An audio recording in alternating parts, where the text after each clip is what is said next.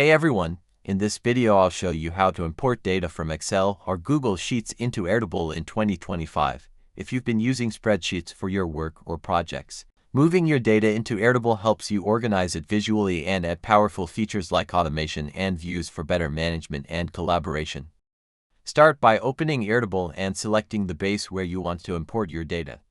If you're starting fresh, click Start with AI, choose Omni AI, and tell it to create a new table for your data.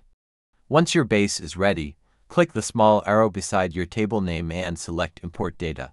This opens the Import Options window. You'll see several import options.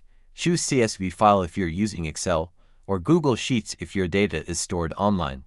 For Excel, first export your file as a CSV from Microsoft Excel, then upload it to Airtable. For Google Sheets, just sign into your Google account and select your sheet from the list to import directly. Once you import, Airtable automatically maps your spreadsheet columns to fields in your table. You can adjust mismatched fields or rename them to keep your data clean. After confirming, click Import. Your data will instantly appear inside Airtable with the same structure and values as your original spreadsheet. You can now use Airtable's views like Grid, Calendar, or Kanban to visualize your data better. Try sorting, filtering, or creating automations to save time.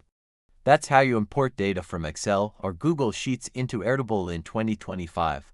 Don't forget to like and subscribe, and I'll see you in the next one.